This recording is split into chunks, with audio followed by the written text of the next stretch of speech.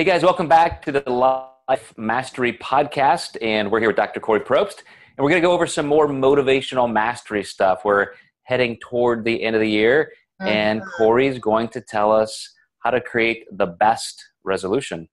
Yes. Thanks, Joe. I, of course, love motivational mastery because that's my thing, right? That's my bag. I don't think we could ever have enough of it, especially as we're moving into the time of year where people are really thinking about how do I want this next year to be different than the last one?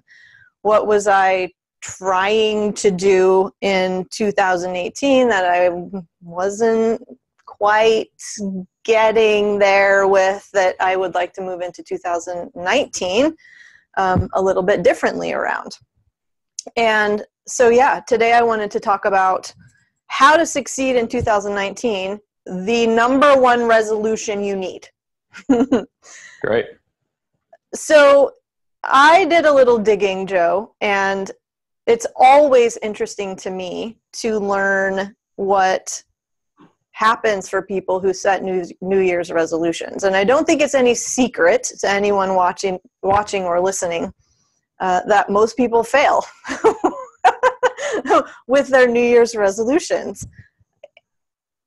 And what I found out is that actually 80% of people have failed by February.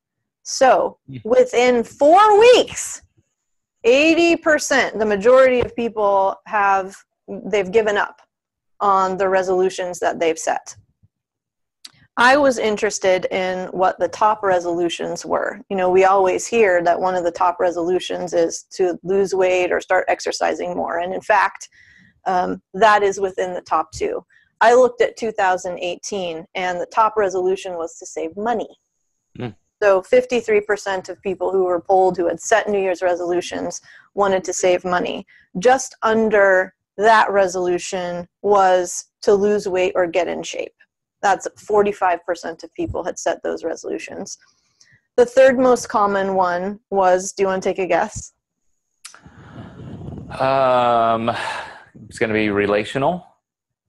How'd you know that? That's just a guess. Money, fitness, yeah. I hope that it's relational. It's to have more sex, actually. Oh, okay. That's number 3. Number 4 is to travel more. Number 5 was to read more.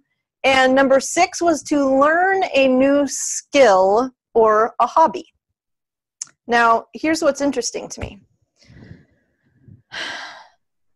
I think there's a massive misconception about resolutions in the first place. And it's almost like we have this mentality of set it and forget it.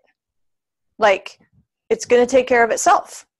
My resolution is that I'm going to lose weight in 2019. I'm finally going to do it. It's going to happen. That will be the outcome. And we just expect that it's going to be pretty smooth sailing. Well, it's funny to me that number 6 is learn a new skill, when in order to save money or lose weight or get fit, we have to learn new skills. So in my mind, we've got to move number 6 up to number 1, or at least have those two things go hand in hand, right? There is an author named Ryan Holiday, and some of the viewers, probably a lot of them, are going to recognize that he wrote a book called The Obstacle is the Way. I read a book probably a decade and a half ago. I'd have to actually look at the copyright date on this book, by Mary O'Malley, who is a therapist. And her book was called What's in the Way is the Way. And this is what I am proposing needs to be everyone's number 1 resolution for 2019. To move into this new year with the understanding that the barriers will not break me. The barriers are there to actually illuminate the skills or abilities or capacities that we need to build within ourselves in order to get to those goals that we have repeatedly, we literally put it on repeat every single year, to get to those goals. So, you know, I think the solution to this 80% problem is to literally approach our resolutions with a sense of resoluteness. I mean, let's get back to the heart of the word. I was interested in what the definition actually meant. What is a resolution? Well, it's a firm decision. It's a firm decision to do or not do something. So it's an action of solving a problem. So if we're going to get down to the bare bones issue of this 80%, it's that we have a problem with giving up far too easily. We have a problem with believing that it's going to be smooth sailing and the path is just going to be like straight and narrow and easy, right?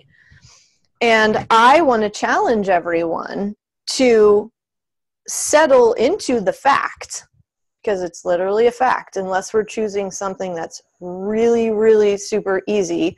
Like each day I'm going to pick one thing that I'm grateful for. You know, there aren't really many obstacles that can get in the way of that, really. To settle into the fact that your path is going to be literally littered with debris and hardship and obstacles and muckiness, and to resolutely make the decision that when faced with one of those things, it's an opportunity. That's literally the way into understanding ourselves and growing and researching to become more skillful towards the goal and towards life in general. So let me ask you a quick question. Yeah. In golf, there's such a thing known as the key swing thought, because there are hundreds of moving parts and things to consider.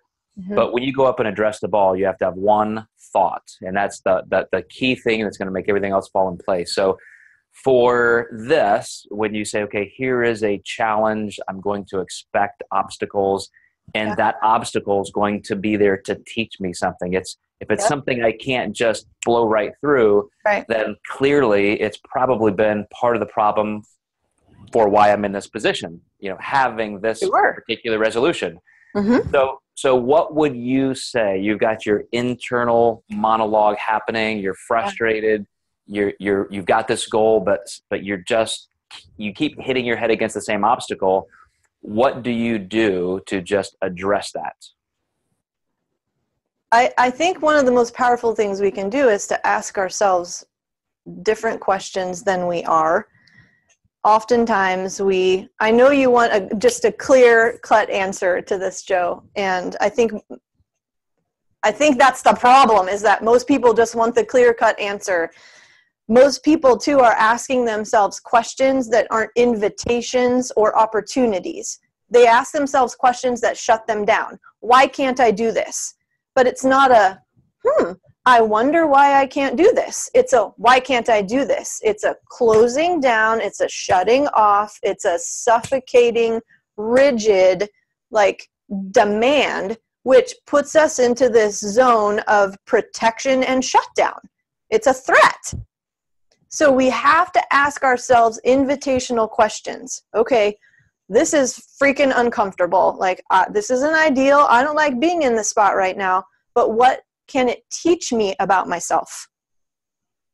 That's an opening question. That's an invitational question. And I'm thinking, you know, and no, you answered that perfectly. I'm thinking, let's say I get to the end of a day. My goal has been to save money. And yet then I just realized I bought $200 worth of stuff on Amazon. And I'm like, but I really thought I needed that stuff. So you're faced with this feeling of failure, and I don't want to be one of the 80% of the people who get to February and it's already over. I've blown my resolution. Okay. So in that moment, you would ask that invitation question: why did I do that? What's happening inside of me in my behavior that's more than just clicking buy?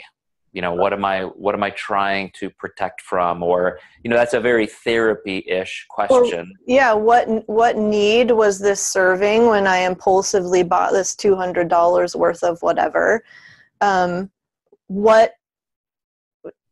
Because it is therapy-ish, Joe. It is counselor-ish, because it's typically not ever just one thing. It can be very contextual. I mean, I may have made that $200 decision because my boss looked at me the wrong way and I was feeling very discouraged. And then that led into other thoughts about my job and how I'm not good enough and I'm not measuring up, blah, blah, blah. Or it could just be a matter of sitting. First, it's acknowledgement. Okay, I did this. Without beating ourselves up. I did this, all right? I'm not the first person to make a mistake. If we go into a resolution thinking that there won't be any mistakes, that's a problem. We're going to slip up. But the key then is to acknowledge the slip up, not try to brush it under the rug or avoid it or just say, oh, it'll be better tomorrow or next time, without doing a little bit of reflection.